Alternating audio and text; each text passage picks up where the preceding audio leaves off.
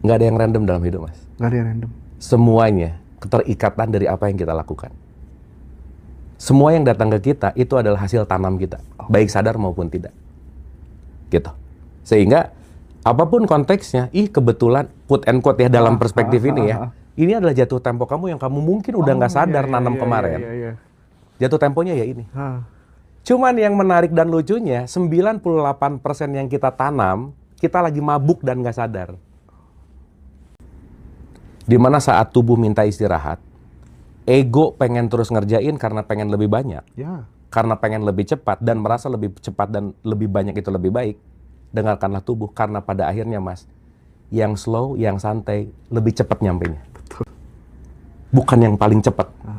Karena orang slow, dia nyampe dalam kesadaran dan dia bisa lebih nyampe. Karena begitu kita tergesa-gesa, terburu-buru, mungkin akan banyak nabrak-nabrak. Pun itu jadi pelajaran, iya. Jadi nomor 1, dengerin tubuh.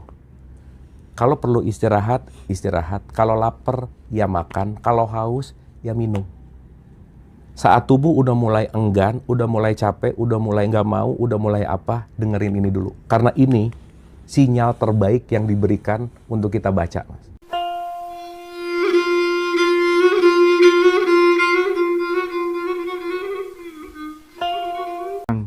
Sebenarnya aku kalau soal preferensi orang gitu ya, mau misalnya dia gonta-ganti pasangan, entah statusmu sebagai guru spiritual atau mursyid dan lain sebagainya, aku tidak mempermasalahkan itu asal mainmu cantik, itu urusan pribadimu gitu ya, itu dapurmu sendiri gitu.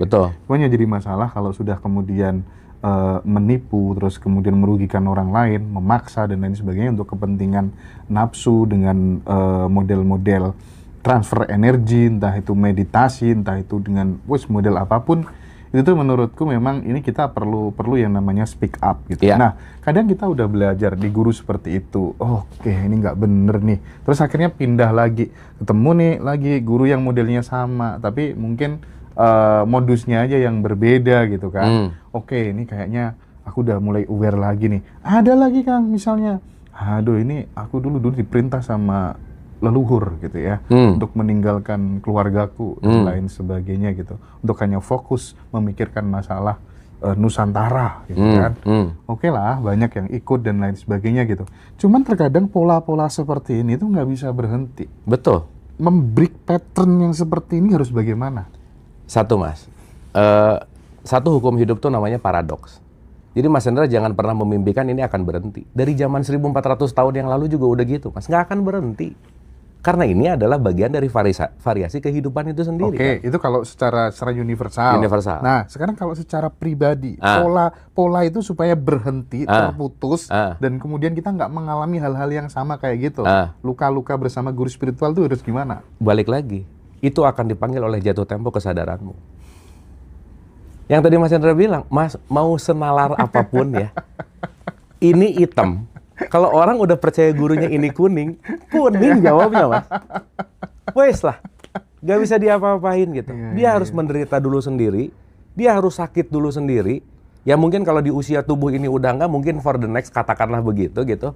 Tapi at some point itulah wilayah yang kita nggak akan pernah bisa untuk mengintervensi gitu. Nah, saya ulang-ulang, appreciate sama ngaji rosok nih, yang mengangkat topik-topik ini. Di mana yang lain katakanlah topiknya yang penting viral, dapat cuan gitu. Ya Mas, mana ada sih topik-topik yang isinya kesadaran mendalam tuh banyak penontonnya? Nggak ada, Mas, udahlah gitu. Sekarang yang lebih banyak penontonnya adalah kaya cepat, ya, instan. Gimana caranya bisa punya freedom finansial? Intinya adalah cara konsep untuk dia malas bekerja gitu misalnya. Atau kalau nggak gitu disetubuhi genderuwo. Gitu disetubuhi genderuwo gitu misalnya, dan langsung kaya besoknya. Orang insulting tuh apa ya? Dia beneran merendahkan sekali akalnya demi berpikir untuk ya itu tadi, entah itu tapi materi. Kan memang secara bisnis, kalau memang kita mau cuan besar, grid kita harus diturunkan dalam hal konten terkadang. Oh iya. Karena masyarakat kita menyesuaikan sama pasar. Betul. Makanya kita perlu ada wilayah mana bekerja, mana berbuat.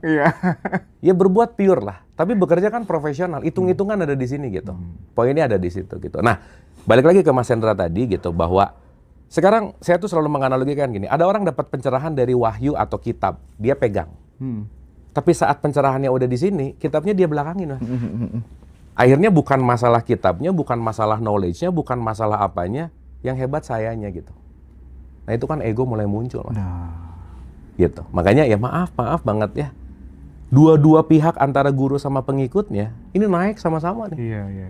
Begitu ngerasa saya didengerin, pengikut banyak, nah mulai itu. Ikat satu-satu. Pengikut, ngumpul juga. Ini adalah guru. Makanya sorry ya Mas ya, yang kadang bikin chaos tuh bukan hanya gurunya sih, ring satu gurunya tuh paling ribet biasanya. Bener tuh. Orang dekat-dekat guru tuh rata-rata nyebelin gitu, quote and quote.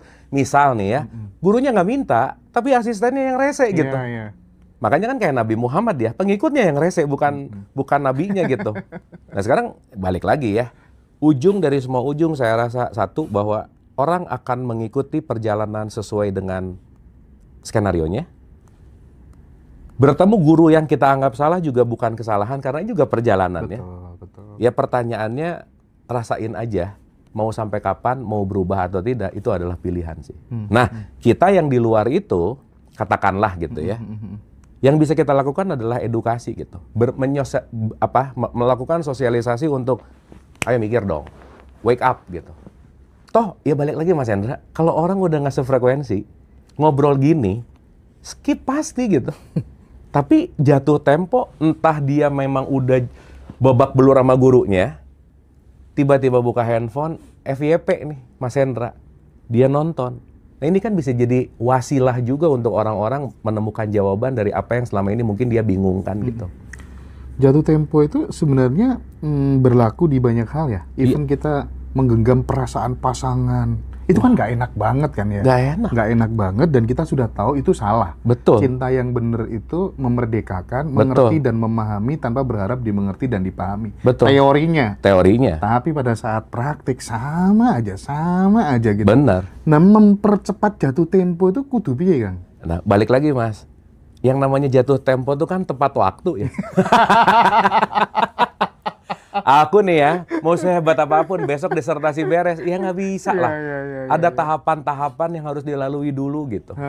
Dan semua pembelajaran ini kan sebetulnya balik lagi ke pilihan sih Mas. Urusannya adalah aku memilih atau tidak gitu. Karena kalau aku tidak memilih, ya sama kayak ChatGPT lah. Kalau promptmu itu lagi, ya jawabannya itu lagi. Ganti promptnya lah. Minimal 1, ganti circle. 2, ganti pengetahuan. 3, ini yang paling penting Mas, gantilah kebiasaan. Jadi kalau mau berubah, start dari carilah kebiasaan baru yang membuat kamu lebih baik. Nggak usah jauh-jauh lah. Dimulai dari cara makan, dimulai dari cara tidur, dimulai dari bagaimana kita merespon. Itu kan habits gitu. Karena segala bentuk kebiasaan yang kita lakukan yang jadi otomatis akan membentuk pola. Pola yang sama, hasilnya sama. Berarti kalau kita mengganti pola, ya pasti hasilnya berbeda gitu. Dan ya balik lagi sih Mas, orang sering perlu kejeduk dulu untuk sadar punya kepala gitu. Orang perlu tahu dulu sakit, ternyata sehat itu nikmat banget gitu. Nah itu kan paradoksikal yang akan selalu terjadi dalam hidup sih. Nah intinya sih, kalau boleh disimpulkan sederhana dari pertanyaan-pertanyaan tadi, tetaplah belajar sih Mas. Tetap belajar. Karena segala sesuatu apapun, mau itu baik atau buruk, adalah pembelajaran. Terserah kamu mau menjadikan itu pelajaran untuk makin terluka atau tumbuh. Nah pilihanmu ada di situ gitu.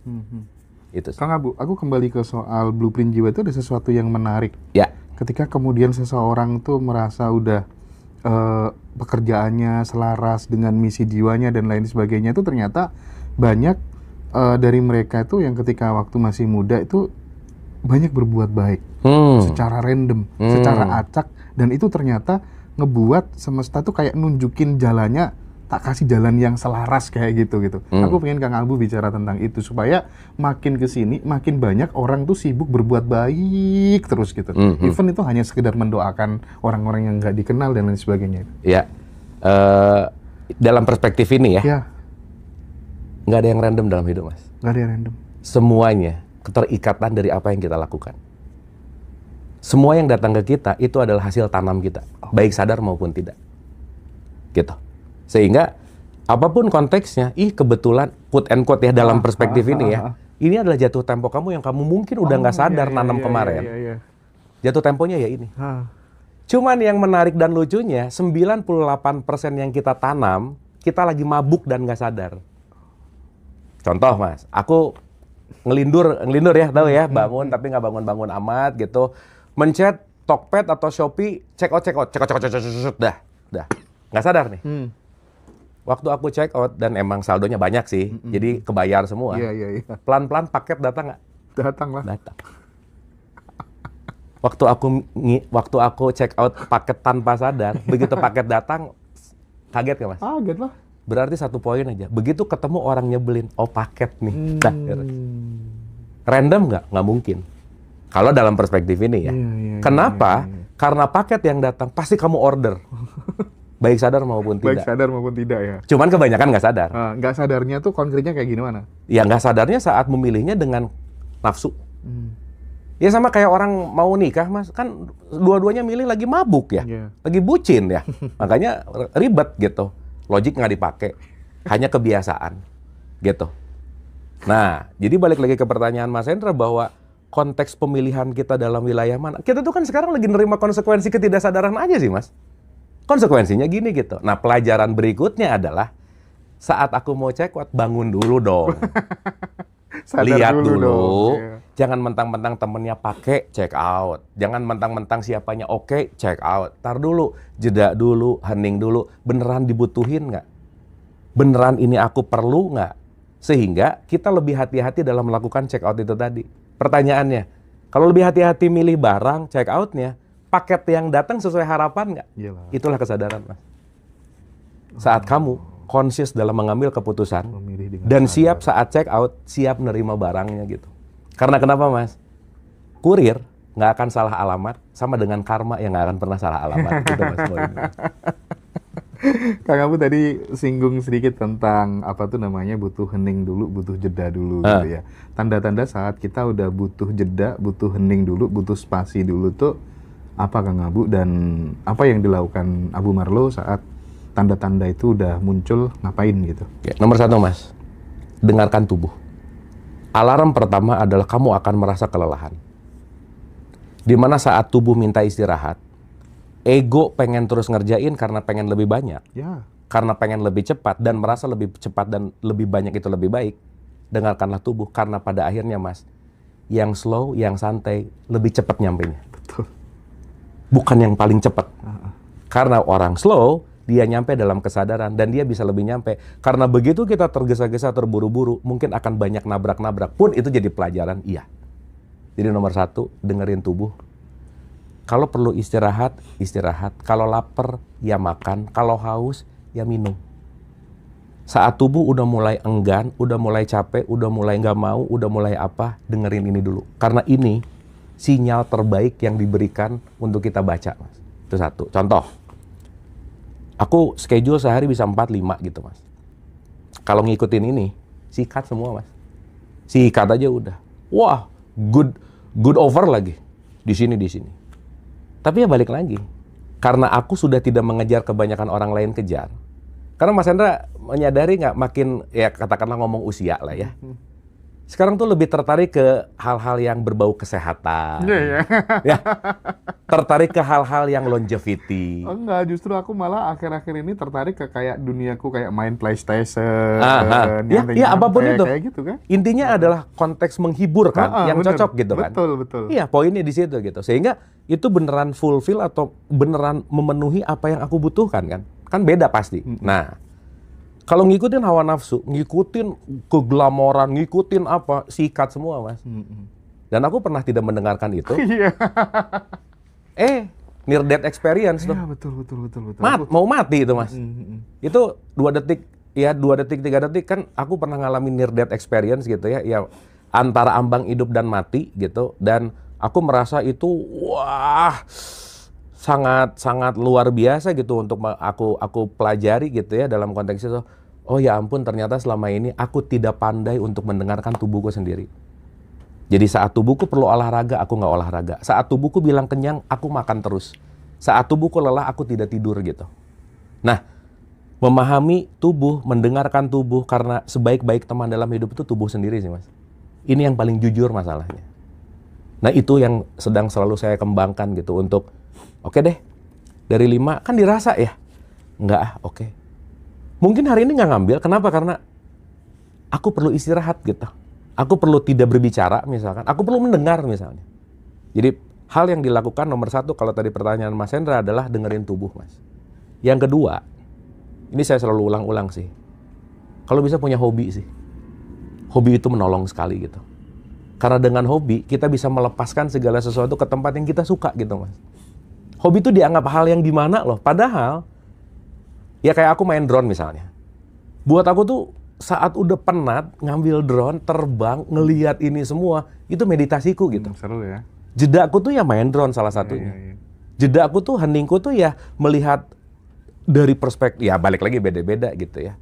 Nah saat aku mulai menjalani hobi itu untuk refresh sejenak, nah itu akan membuat kembali ke, ya balik lagi lah ya, recharging gitu. Tapi yang jauh lebih penting nomor 3 sih Mas. Ini mungkin kalau dalam tradisi Islam, sholat gitu. Kamu perlu punya me time hanya untuk kamu dan Tuhanmu gitu. Yeah. Apapun itu caranya. Mau meditasi, mau meditasi apa, kayak gitu ya. mau menghening, mau 5 waktu, mau terserah. Karena saat kita terlalu banyak bicara, kita tidak mendengar. Saat kita terlalu banyak berpikir, kita tidak bersaksi, Mas. Kita perlu ruang tanpa nama untuk kita hadiri. Di ruang tanpa nama itu kita akan beneran mengistirahatkan jiwa kita gitu. 3 sih menurut aku. Tubuh, hobi, dan meditasi lah gampangannya gitu. Yeah. Karena mungkin Kang Abu juga sudah pernah mengalami fase di mana kemudian ingin melipat gandakan sumber penghasilan terus gitu ya, ngejar terus gitu kan. Tapi pada akhirnya orang-orang yang tidak pernah tahu waktu untuk berhenti sejenak, merasa cukup sejenak, break sejenak, kemudian lanjut lagi, memelankan tempo, rata-rata mereka jatuh. Tuh. Kenapa ya cara kerja semesta kok begitu ya? Iya, ya itu tadi Mas. Karena kalau dia nggak ngalamin, tidak ada keyakinan yang membuat dia bangun, Mas. Contoh. Iya. Saya tuh ngomong gini misalnya. Saya tuh sering masuk TV, syuting, orang tahu saya gitu. Nah orang nggak akan ngerasain ketika dia nggak pernah masuk TV gitu.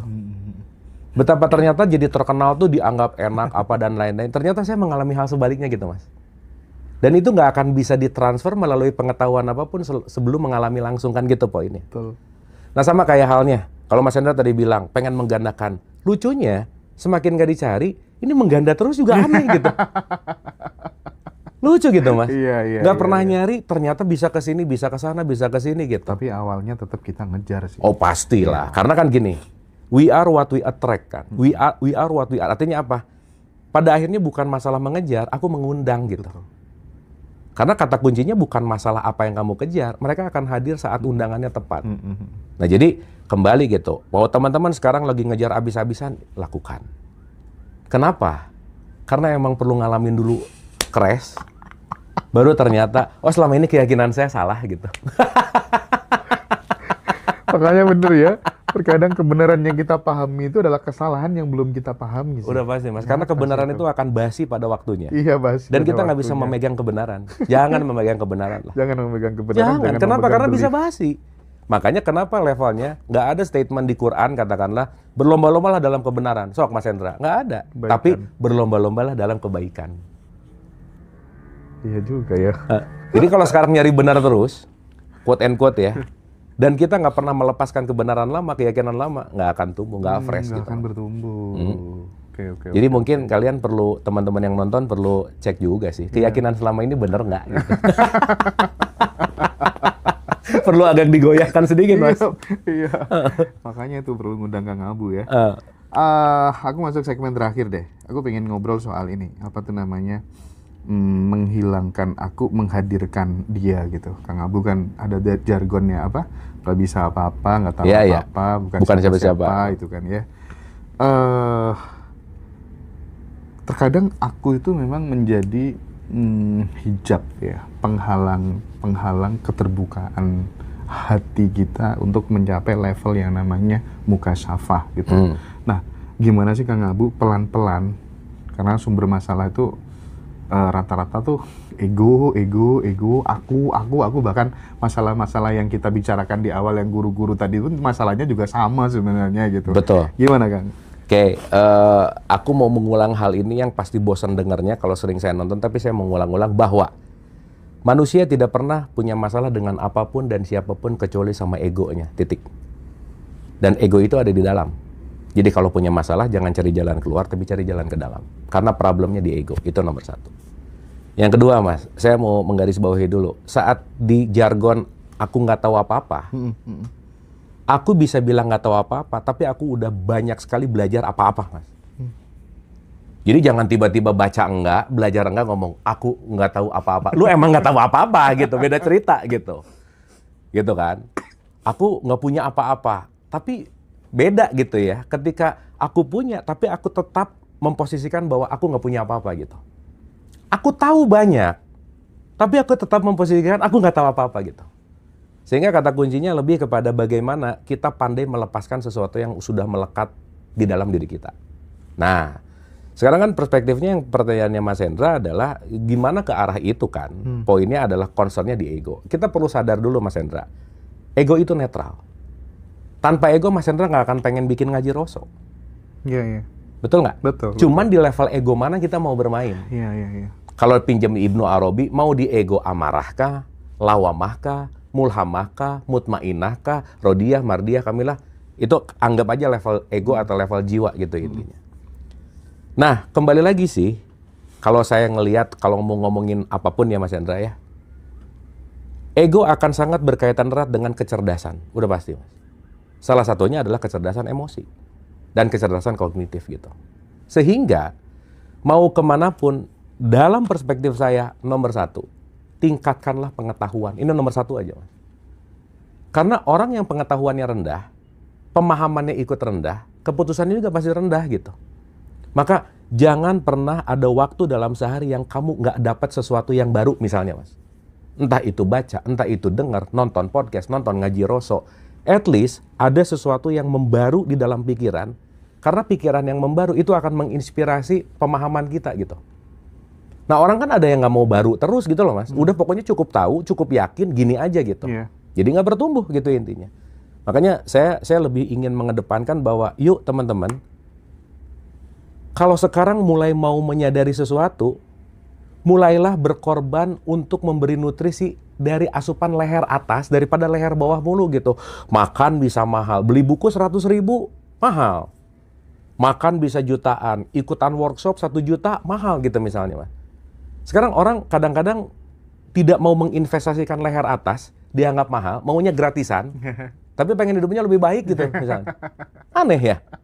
Tapi tas bisa pengen merek. Tapi ini nggak diisi nutrisi-nutrisi yang mahal gitu. Gitu intinya. Maksud saya, sayanglah Tuhan udah ngasih otak kalau nggak dipakai gitu Mas. Pakai dong gitu intinya. Nah jadi di awal bahwa apapun perjalanan kita mau menuju kasyaf lah apa, semua datang dari nomor satu adalah pengetahuan. Nomor dua saya nggak pernah bosan juga untuk mengulang bahwa selalu adakanlah why dalam hidup sih Mas. Why? Nanya kenapa. Sekali lagi, sedalam apa pertanyaan, sedalam itu juga pencerahan yang akan didapat gitu. Nah, nanti kalau udah terjadi dialektika antara pengetahuan, pertanyaan, fokus kita udah bukan jawaban lagi gitu. Tapi pengalaman yang terus bertumbuh. Kita akan kehausan untuk mendapatkan jawaban dari pertanyaan-pertanyaan mendalam kita, dan kita akan mencari. Dan jangan lupa Mas, detik ini kita bertanya, semesta udah nyiapin jawabannya. Tinggal kamu mau melangkah atau tidak. Entah tiba-tiba kamu mendengarkan satu lagu, di situ kamu dapat jawaban. Satu film, di situ kamu dapat jawaban. FYP ngaji Roso, di situ kamu bisa dapat jawaban. Jadi pengetahuan, bertanya, dan jeda sih Mas. Ya. Karena kalau nggak jeda, kita scroll terus nih. Scroll. Padahal barusan jawabannya ada. Yeah. Coba menjeda dulu lah gitu. Okay. Karena saat jeda itulah yang akan membuat kita untuk masuk ke level yang namanya pencerahan. Gitu. Sip. Kang, terakhir. Tapi mungkin ini jawabannya agak panjang kali ya. Oke. Abu Marlo, ini aku ulang-ulang lagi karena ini penting buat aku secara pribadi dan mungkin buat teman-teman semuanya. Abu Marlo bangun tidur sampai mau tidur lagi, sampai punya ritual untuk mendownload kecerdasan semesta, bahkan nyiapkan kertas untuk ditulis ada ide-ide apa, kapan nge-gym, kapan makan, dan lain sebagainya. Itu kan holistik banget gitu. Tolong di-share ke teman-teman Kang Abu. Minimal ini akan bermanfaat buat teman-teman khususnya yang muda-muda gitu, karena nggak mungkin kita akan berubah kalau seperti yang disampaikan statementnya Kang Abu tadi, jika kemudian knowledge, jika kemudian habitnya juga tidak berubah gitu. Monggo Kang. Oke, sekarang punya kebiasaan baru ngutipin jurnal untuk disertasi, Mas. Itu bikin puyeng ya. Asalnya ngambil S3 tuh iseng. Ternyata itu iseng yang tidak menyenangkan. Jadi kalau kalian iseng ngambil S3 disarankan tidak lah, nggak usah ya. Puyeng ternyata. Tapi disuruh pragmatis saja sama Mas Faiz katanya ya kemarin ya. Iya, agak ketipu sih. Gampang, ternyata enggak. Oke.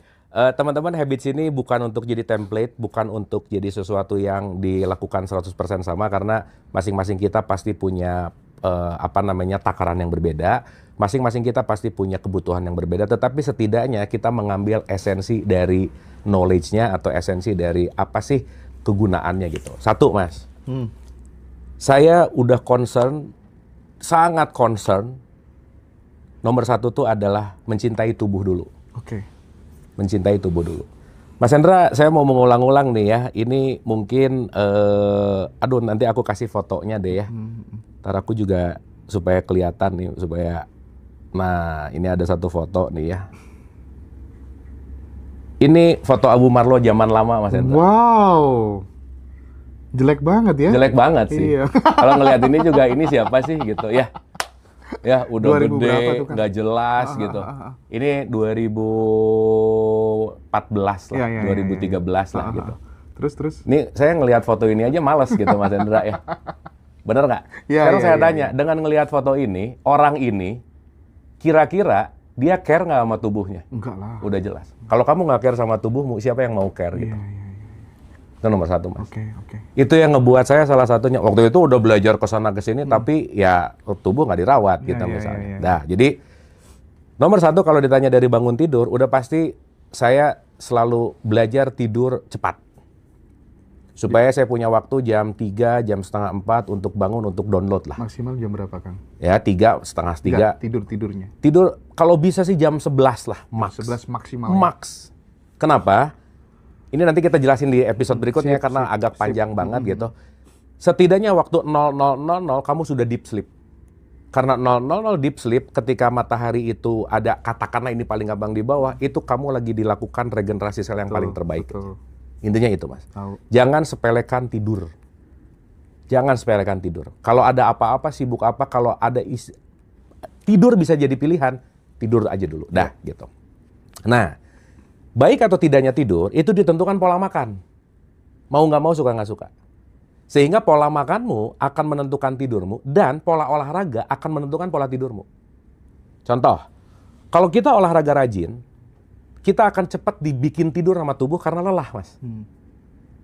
Tetapi kalau makannya pun nggak baik, itu akan meregenerasi, si pencernaan juga nggak bagus. Jadi, bangun tidur, nomor satu yang saya lakukan adalah minum lemon. Itu udah kebiasaan lama untuk refreshment lah. Gitu ya, minum lemon, santai sebentar, dan gaba bibu, saya langsung pencet lift, turun ke gym. Nggak ngerokok dulu ya? Kadang-kadang sih, kalau lagi pengen banget. Oh iya, sebelum nge-gym ada kopi dulu dikit lah, Iyalah. buat booster gitu. Terus? Tapi itu yang udah saya lakukan cukup lama, dari tadi si Abu Marlo buruk tadi sampai sekarang gitu. Gitu ya. Mungkin ini turun hampir sekitar 29 kilo lah, Mas. Dari waktu itu tuh hampir 100 gitu ya. Ini sekarang udah 72 something gitu, dan ya balik lagi, saya merasa bahwa merawat tubuh tuh ibadah yang sangat penting gitu. Karena perawatan, ini asetnya Tuhan lah kasarnya gitu. Kalau ini nggak dirawat ya gimana sih. Dah. Habis gitu rata-rata jam 8 itu rest area. Saya live gitu udah pasti. Gitu. Jadi itu most of time. Jadi habis nge-gym. Jadi intinya adalah di awal-awal saya menjauhkan dulu dari dunia luar, Mas. Maksudnya mungkin ngelihat sebentar apa, tapi nggak saya terlalu pikirin. Karena saya perlu me time nih. Dan teman-teman, olahraga nggak usah yang berat-berat, yang secukupnya, yang kalian nyaman. 30-40 menit cukup, yang penting konsisten gitu. Dan ini kalau nggak dimulai juga nggak bisa. Serius, Mas. Makanya saya... jadi tempat handuk aja. Tempat handuk aja gitu. Makanya saya, ini sekarang kalau mau mudah ya, Kang Abu belajar kesadaran yang paling mudah gimana? Olahraga dulu. Karena kalau tubuhmu tidak bergerak, emosimu nggak bagus, emosi nggak bagus, perasaan nggak bagus, pikiran dan seterusnya. Dah. Habis gitu jam 8, rata-rata schedule jam 10 itu pasti mandi dulu lah apa dan lain-lain. Dah, saya baru makan tuh jam 3, jam 4. Dan waktu makan saya cuma 2 jam. Sarapan nggak ada? Sarapan nggak ada. Kopi tanpa gula, teh tanpa gula, kurangi tepung, kurangi goreng-gorengan. Makan pun? Susu. Makan pun nggak nasi? Makan pun udah lama saya talak 3 sama nasi. Oke. Gitu. Jadi saya ngambil karbohidratnya dari bumbu. Dan udah ya, meskipun nanti teman-teman ini tolong di-adjust sama masing-masing gitu ya. Cuman sampai saya perjalanan intermittent fasting 22 jam juga panjang gitu. Tapi setelah saya menyadari bahwa overeating itu melemaskan, dan saya menyadari bahwa kalau makan saya kayak 5-7 tahun yang lalu, nggak mungkin bisa seproduktif ini gitu misalnya. Tapi lagi-lagi ya, hitungan produktif bukan seberapa banyak, tetapi seberapa kamu bahagia sih. Betul. Seberapa kamu tenang, seberapa kamu damai. Nah, hitungan produktifnya udah rada beda kali ya. Bukan masalah di saldo. Saldo ya jelas lah ya. Tapi poinnya adalah di ketenangan itu tadi. Nah, jadi teman-teman, point of view-nya adalah 1, urus tubuh. Kalau bisa olahraga. Sesimpel jalan cepat, jalan. Yang kedua, urus makan. Yang ketiga adalah urus hening. Jadi antara makan, tubuh, makan, hening. Dan selalu Mas, saya tiap hari pasti bikin tulisan baru. Bikin tulisan, knowledge, dengerin, knowledge, tulis lagi, seenggaknya baca buku, baca jurnal, ada asupan-asupan knowledge yang selalu masuk dalam setiap hari gitu. Dan itu diulang lagi, dan diulang lagi gitu.